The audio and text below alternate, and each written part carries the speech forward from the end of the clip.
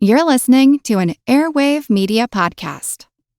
The regular season is heating up. New stars are emerging, and that means more opportunities to win up to 25 times your cash on Prize Picks, the most exciting way to play daily fantasy sports. Just select 2 or more players, pick more or less on their projection on a wide variety of stats, and place your entry. It's that easy. Let it fly to turn $10 into $250 with just a few taps. Easy gameplay, quick withdrawals, and injury insurance on your picks are what make Prize Picks the #1 daily fantasy sports app. Watch your favorite players and get paid doing it this basketball season. See your entries make progress during the game or make new entries for the second half and the fourth quarter. 3-pointers, assists, rebounds, and everything in between are yours for the taking. Join the Prize Picks community of more than 7 million players who have already signed up. Right now, Prize Picks will match your first deposit of up to $100. Just download the Prize Picks app and use code GET100. That's code GET100 on Prize Picks for a first deposit match of up to $100. Prize Picks. Pick more, pick less. It's that easy.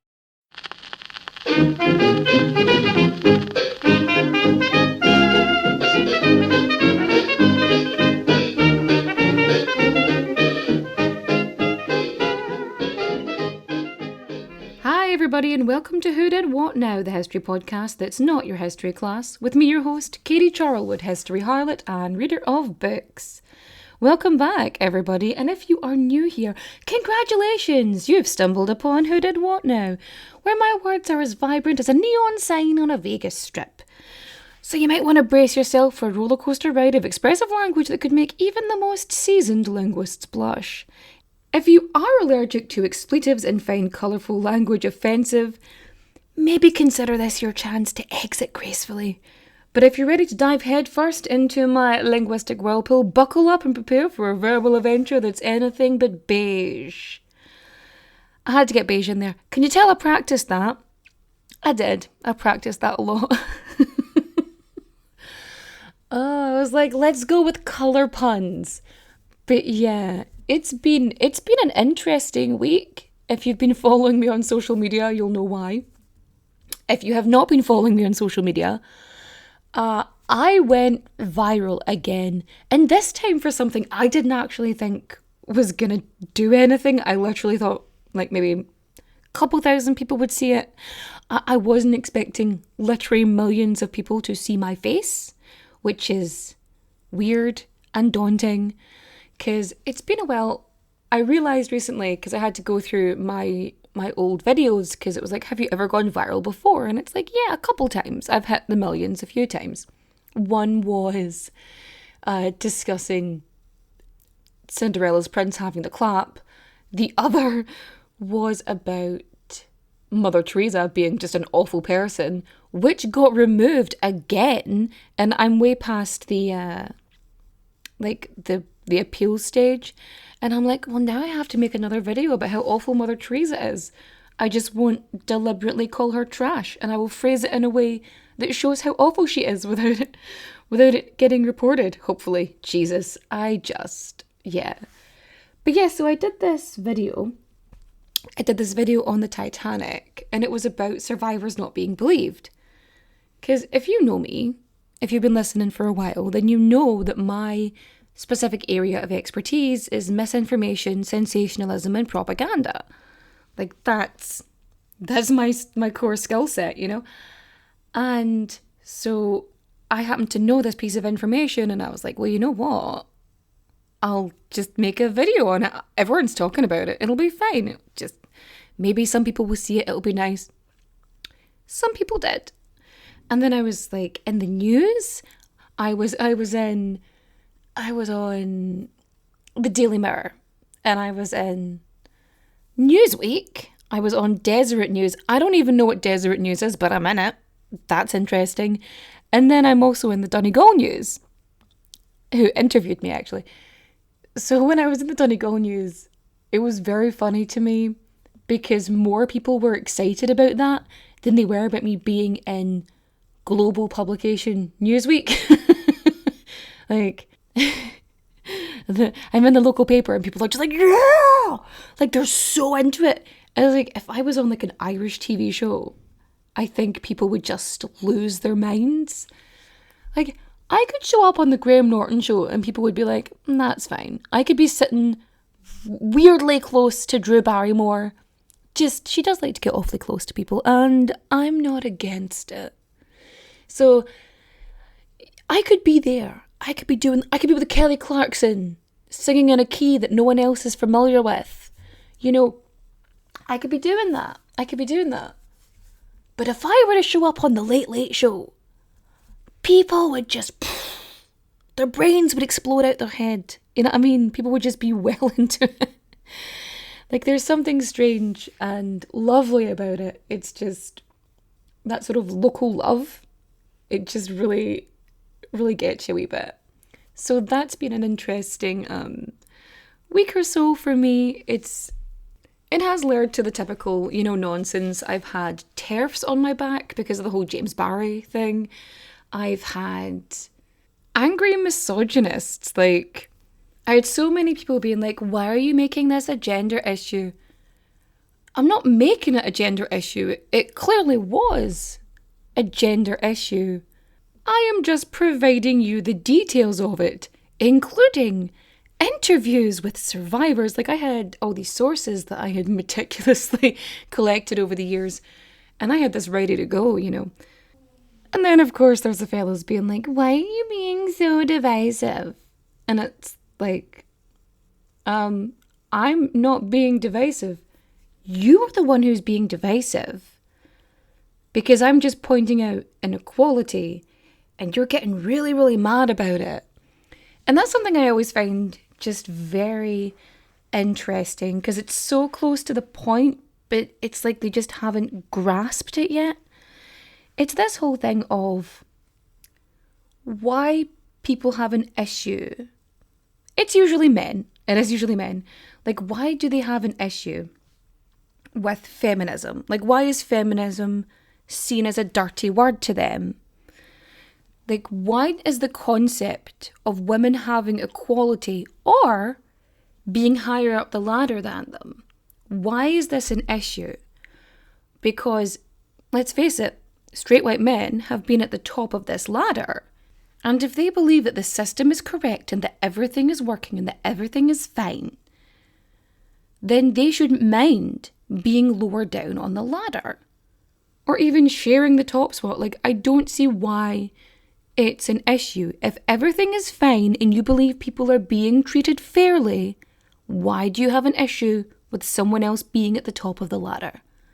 Is there some way that people are being treated when they're not at the top of the ladder that you are worried that that's going to happen to you? Like, But yeah, it has been a wild week for me, and there's just so much going on. Like, I'm genuinely considering getting an agent because there's so much happening. I mean, I've got a literary agent, which is fine because I have to get those books. I have to get those books in. I have to get the chapters in. They're not finished yet. I have been working on them, so that is progress.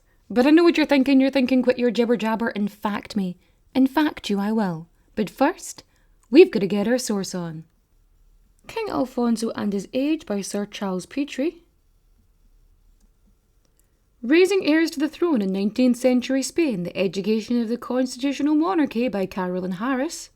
Magnificent Monarchs by Ian Locke. A King with a Mission, The Humanitarian Deeds of Alfonso XIII during the Great War. King Alfonso XIII of Spain, World War I by Anchi Ho. The Dictatorship of Primo de Rivera, A Political Reassessment by Shlomo Ben-Ami. Arrogant Armies, Great Military Disasters and the Generals Behind Them by James Perry. Alfonso XIII, Un Politico en el Trono, Javier Moreno Lucion. The Manual of Political and Social History of Spain by Miguel Martorell. Calendario General del Regno d'Italia by the Italian Ministry. I did my best. That's 1920. The Spanish Monarchy from 1939 to 1975 by Jose Pina Gonzalez. Alfonso, the Playboy King by Sarah Navas. Thank God I took out the duck scene by Wild Will. At the Court of His Catholic Majesty by William Miller Collier.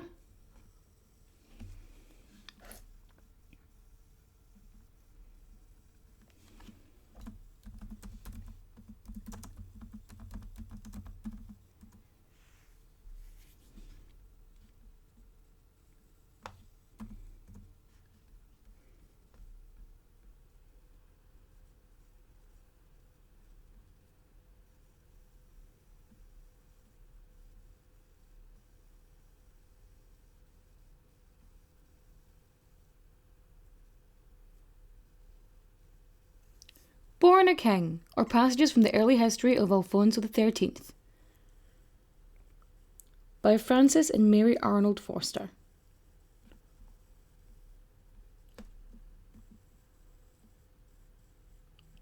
Modernizing the Nation, Spain during the Reign of Alfonso XIII, by Javier Moreno Luzon.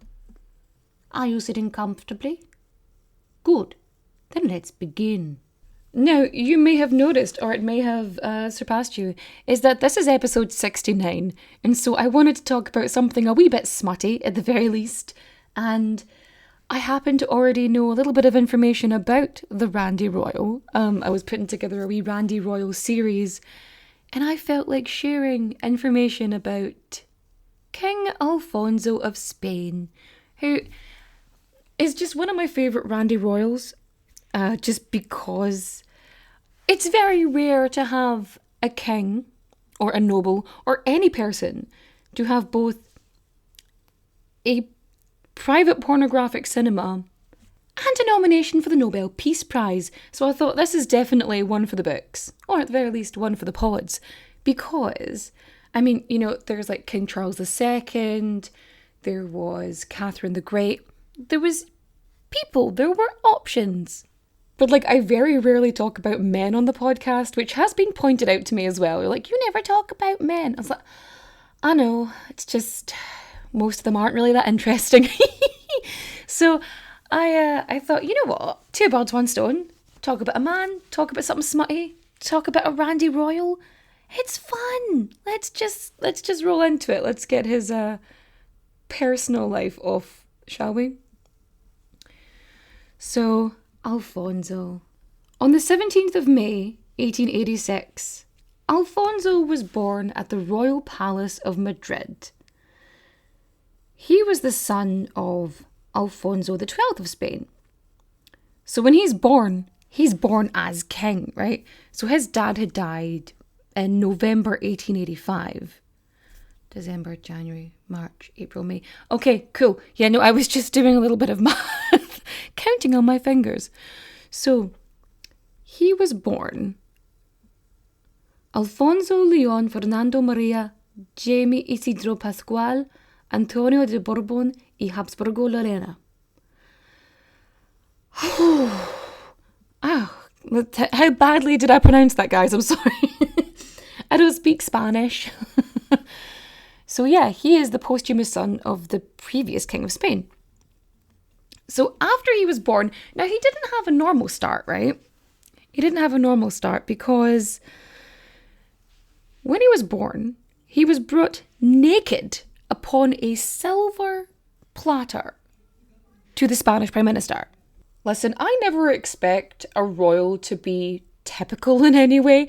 I don't expect normality, but naked, served on a platter to a Prime Minister, just seems like a weird thing. Behold, the king takes the tray off, like there's a baby surrounded by salad leaves. Like, it's like the scene in The Little Mermaid where like, here is the crab, and it's just, oh god, like a suckling pig or something. It's really, it's so disturbing to me. I don't know, like, here's the baby on a silver platter. Like, what the fuck? Royals are weird, man. That's all I'm saying. So, his mother was Maria Christina of Austria. So, just as well, when I like add her in there, because I feel like I forgot her for a minute. So, Spain, as you know, pretty Catholic.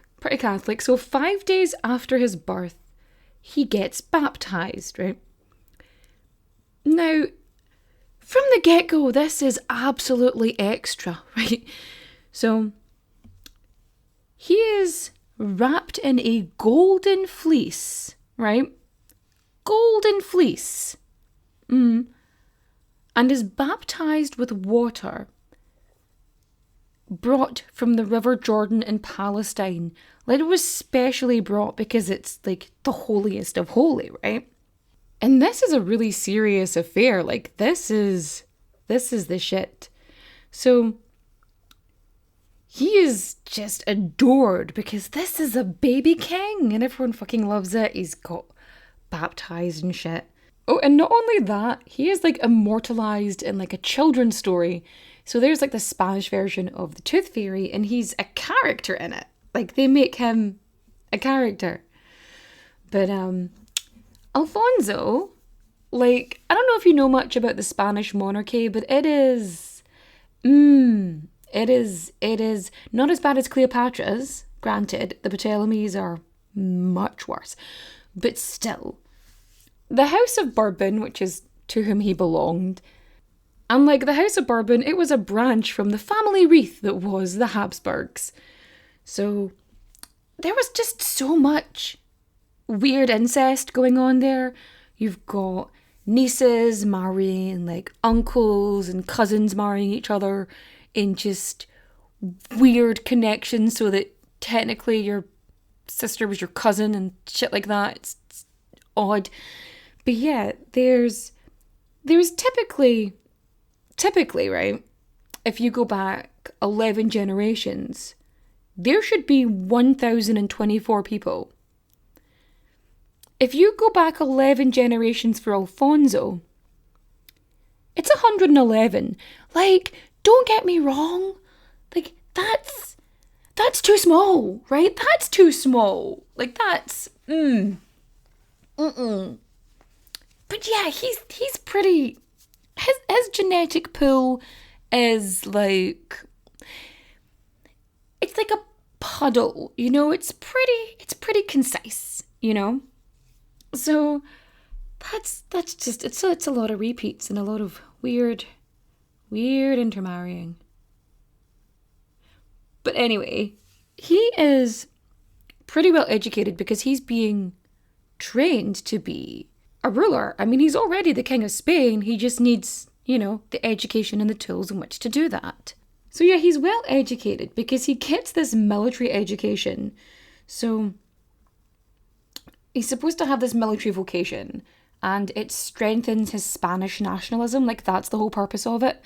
And so he has all of these tutors, which are like specific military tutors, because he's meant to be connected to the military, you know, and he's supposed to be a strong leader for it.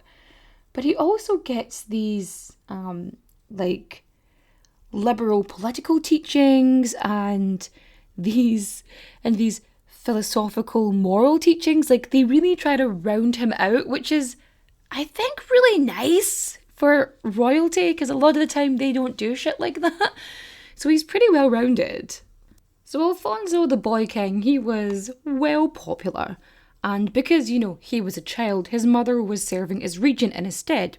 So Maria Christina of Austria, she's just keeping an eye on things up until his 16th birthday. So before he actually gets the crown, when he's like 12, the Spanish-American War happens and they lose colonial rule in Puerto Rico, Guam, Philippines, and Cuba.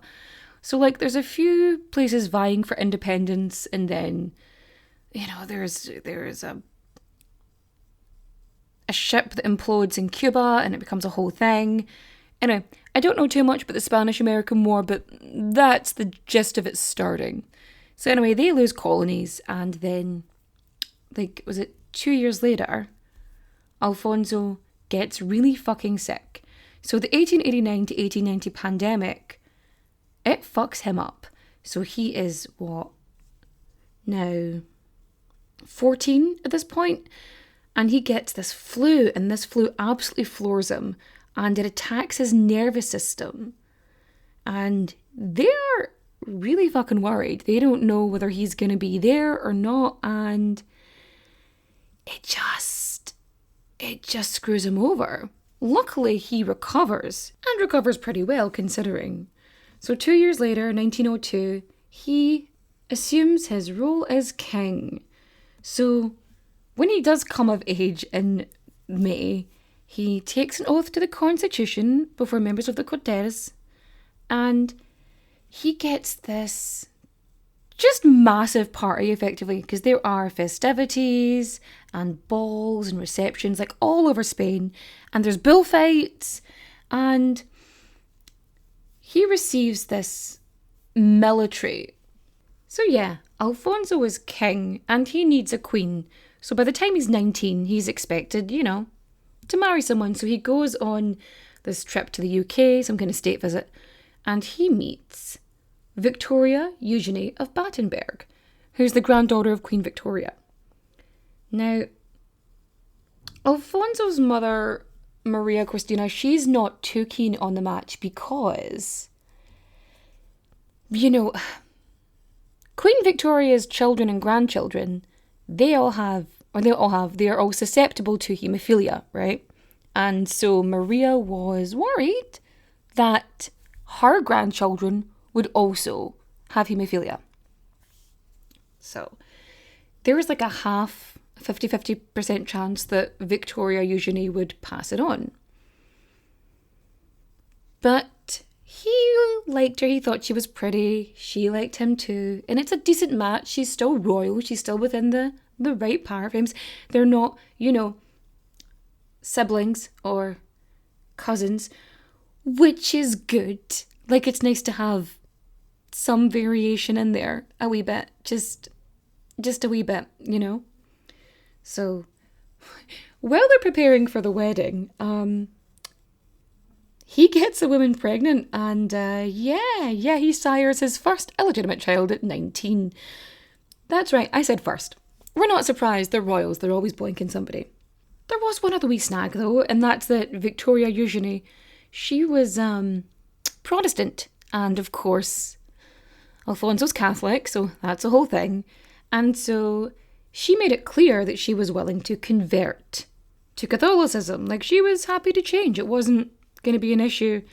Maria Cristina, she's still trying to get him to, marry someone of Habsburg-Lorraine or some other like Catholic princess. But when she's willing to convert, she's like, okay, cool. And in 1906, she sends an official letter to Beatrice, who's Victoria Eugenie's mum, right? Because it's always the mothers organising the matches, isn't it? So everything is agreed, and Victoria Eugenie travels to France and then meets Maria Cristina and Alfonso. She converts to Catholicism. It's all good.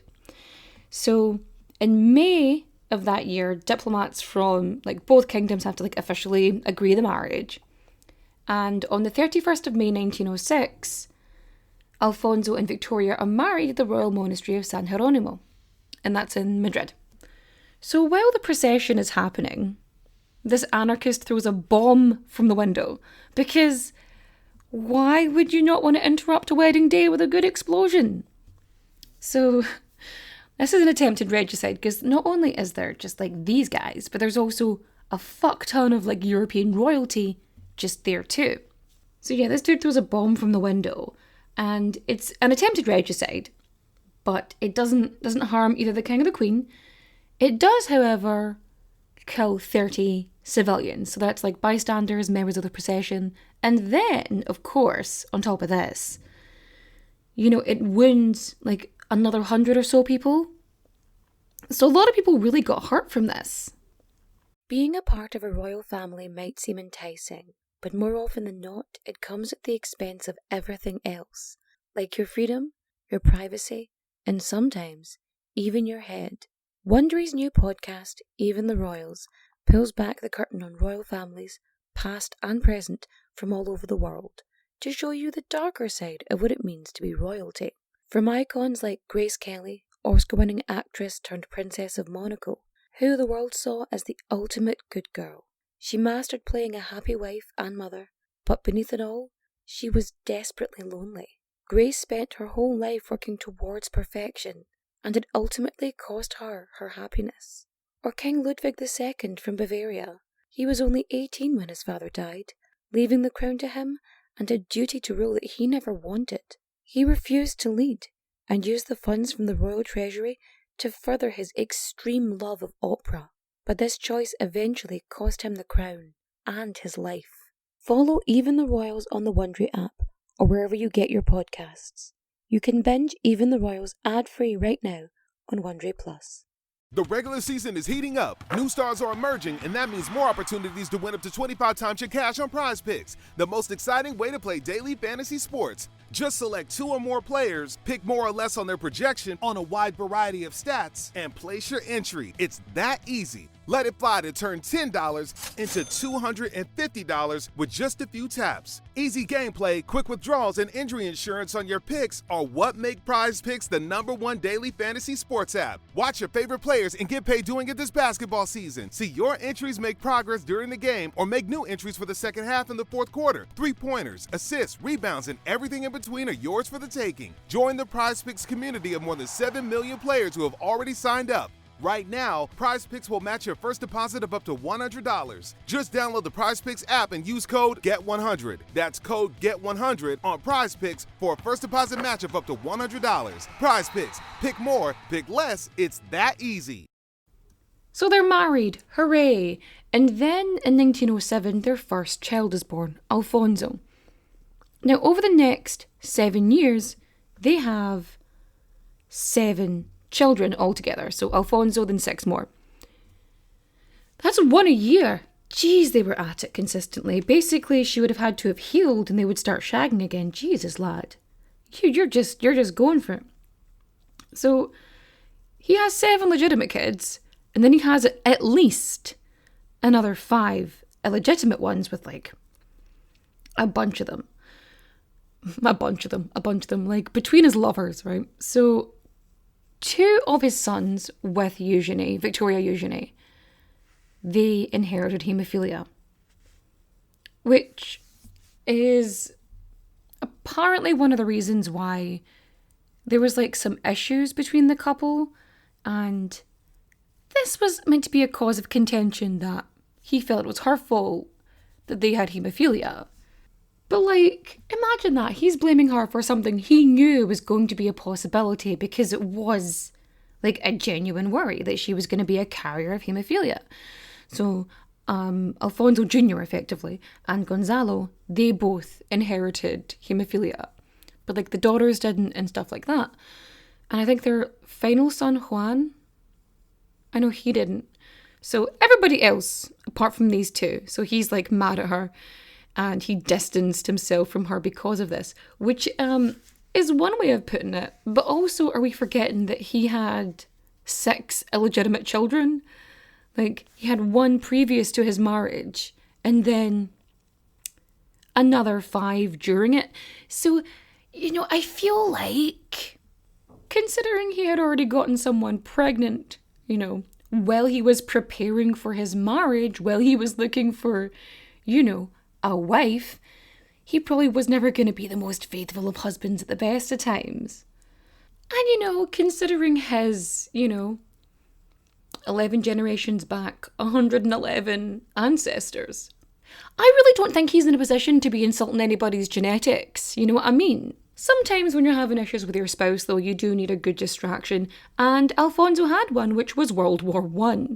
So because he had family connections on both sides of, like, World War I, he decided to keep Spain neutral. And the thing is as well, like, he paid attention to public opinion. And because of this, it just wasn't worth it for him to be involved. Like, there was too great a division, it wasn't worth it for him.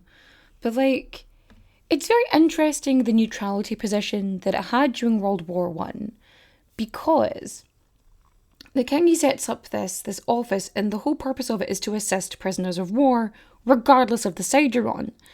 So there's this diplomatic and military network, which is there to help prisoners of war. It's transmitting and receiving letters for them, helping them with services, and the office is actually in the royal palace itself. And another thing he tries to do is, when he hears of the issues happening with the Romanovs, he tries to save Tsar Nicholas II and his family when he hears they've been captured. So, as we know, that in Britain, when, it was asked, when they were asked for help, they turned them down, and other nations did the same. But Alfonso, he's like, no, come here. So he sends telegrams to the Bolsheviks, and he's offering, to give the Russians, to bring the royal family to Spain. So he is at one point informed they've been executed, but he is convinced that it's just, like Nicholas II and Alexei. He thinks the 2 of them have just been killed. He thought that Alexandra and the 4 girls, that they had been, spared. He didn't realise they'd all just been slaughtered. So he was like pushing to try and get them there, which is a really empathetic thing to do, especially for like a royal leader, because a lot of the time, like a lot of it is like stiff upper lip. You don't see stuff like this. But on top of this as well, like when the quote unquote Spanish flu breaks out, which, and because there's no like press embargo in Spain, he ends up getting ill again. I mean, he got ill during like that other pandemic with the flu, so I'm not surprised he got ill this time. So it gets reported when he gets ill, and it gets reported when he's, recovering. And one of the reasons why it's reported in this fashion is because the US doesn't want to admit that it was them. So the USA, the Spanish flu actually originated in their barracks, home and abroad. And Spain was the first country to report this illness because they didn't want to like mess with morale and stuff. Well, that's the excuse that was given. But Spain was like, no, there's a big illness here and we need to curtail it. And so it gets called, the Spanish flu. It's like, I've joked about it before, calling it fake news, but it fucking is. And they did it because they were mad that Spain was neutral, even though it was helping its own POWs, right? And they were mad because they didn't want to have to like explain it was them. But fuck them, it was them. It should have been like, I don't know, the Arkansas flu. I can't remember where it's from. I have it written down somewhere, but I don't remember exactly. So while World War I is raging on, in 1917, Alfonso instructs the Spanish consul in Jerusalem to help protect Palestinian Jews. Like, so he does these actions for offers of protection, right? And so on top of this, there's this dude. He's an official in Tetuan. He's like a really high official, and he commits this onslaught against Jews, right? And he is really high up. He's got supports from the Spanish Minister of Foreign Affairs, and he thought he could be anti-Semitic on Alfonso's watch, and he was like, fuck this for a game of soldiers. You are being removed from power. Bye-bye. Because as far as Alfonso was concerned, all of his Spanish subjects should have the same level of protection. It's nice when there's a leader who isn't anti-Semitic, isn't it? That's nice. Another thing that happened during World War I, so like a year after the war breaks out, in 1915, Royal Films is established by Ramon and Ricardo de Buenos. Because it can't be all work and no play for Alfonso. Oh no. So he uses the Count of Romanos as this intermediary, right? And so he is the go-between between these brothers and the king. And so Royal Films is established specifically to create and supply erotic material to the royal household. So they made porn for the king. Like that was the plan. And you really have to give it to him because Alfonso was a trendsetter when you think about it. This is like a full century before OnlyFans made custom porno for anybody, right? Or for everybody, really. And the king, that's right, the King of Spain has a side hustle in making adult films. Like, for his own private consumption. Like, that is mad. He is a pioneer of pornographic cinema in Spain. And this is where he gets this title of the King Playboy between, the many illegitimate children and this, pornography situation. Now, this has led people to suggest that he may have had, like, a sex addiction, which is supposedly satiated by, the dirty films. So the Bourbons in general, they were kind of known for being into their hanky-panky, but they were just better at hiding it. So Alfonso, he isn't just, bankrolling the situation. He's also providing concepts. So he is suggesting ideas for like storylines and plots. And he even had a thing for personally casting the lead actresses. And he is known for having a preference for women with enormous breasts, Big boobed babes. Oh, the humanity. Woo, what a weird kink. He likes the boobies. So he is getting these films, right? They're made and they are screened, sometimes just for Alfonso, just for himself. And then sometimes he'd have like a wee porno party. He'd invite his pals round and they'd all watch it together. Is that a thing? Is that a thing? Do men just watch porn together? Like just as a group activity that you all share? Ooh, okay.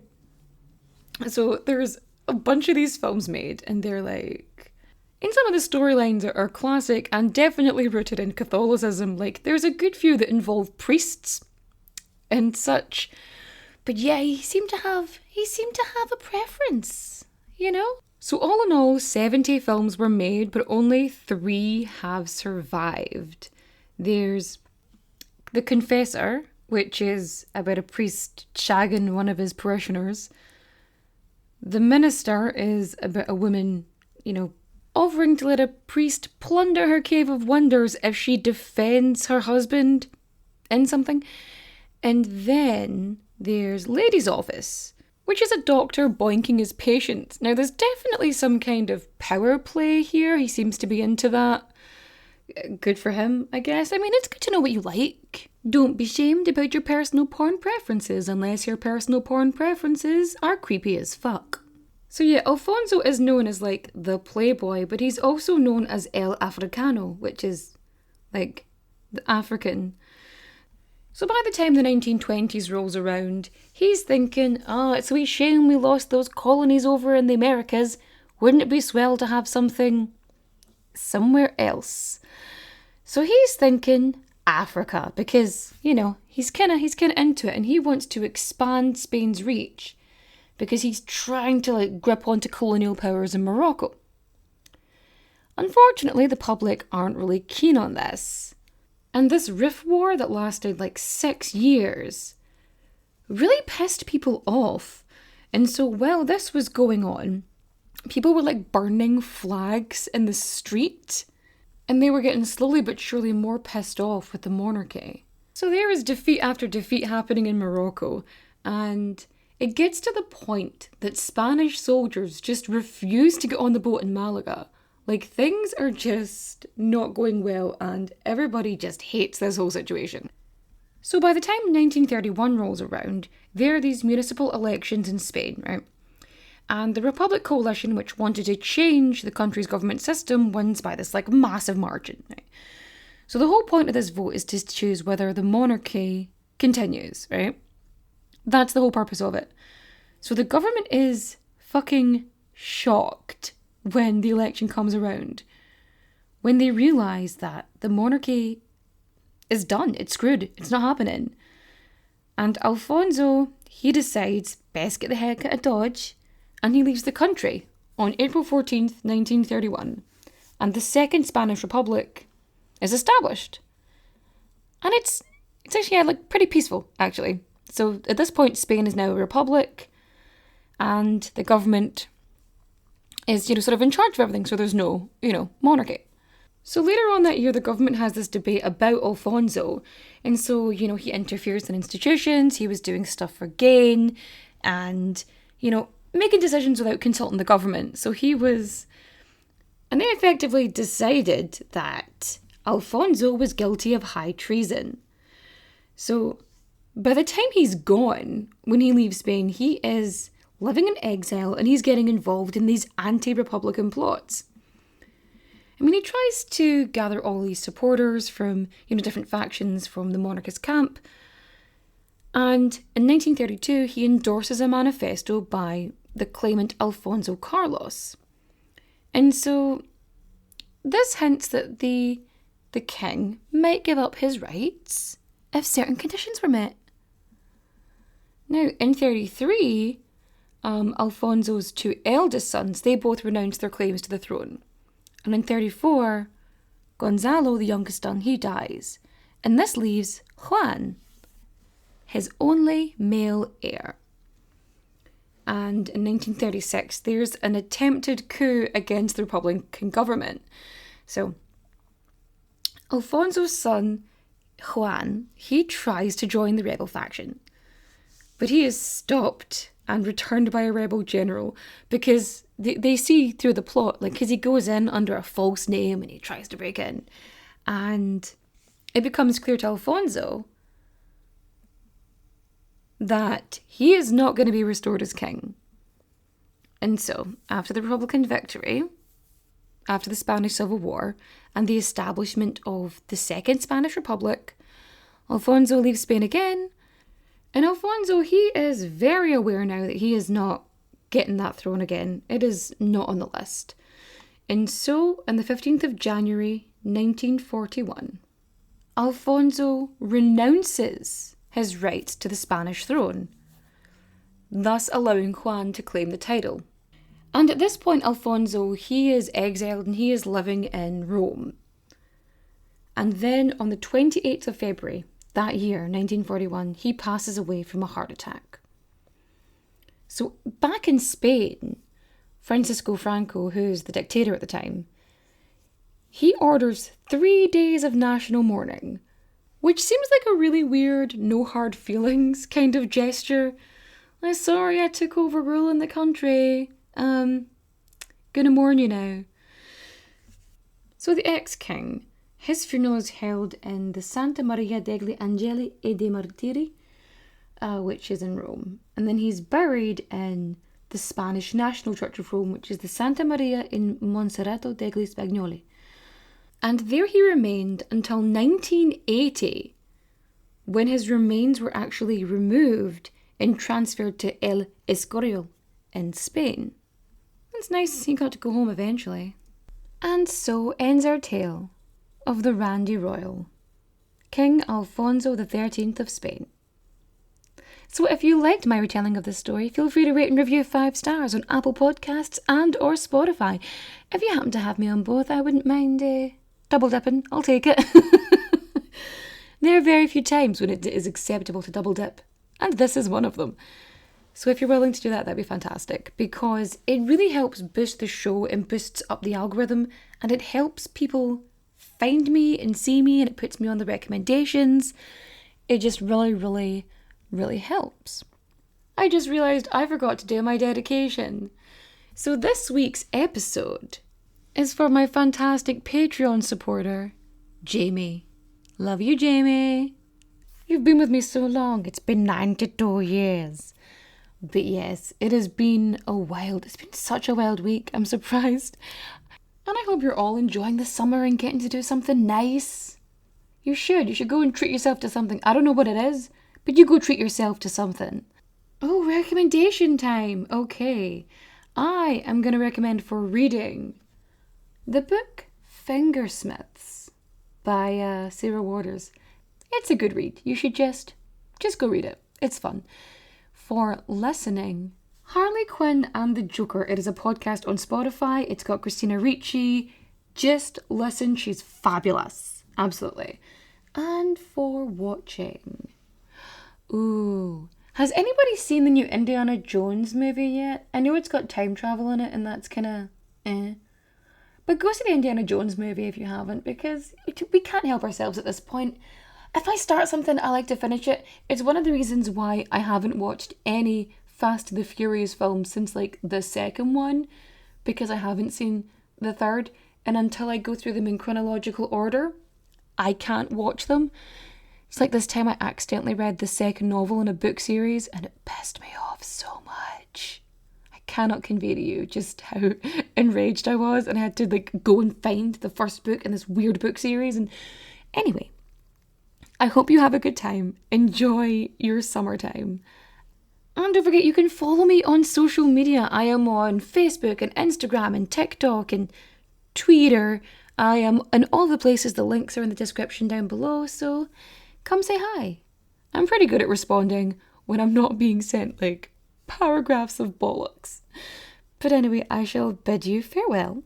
Adios, au revoir, auf Wiedersehen. Bye-bye.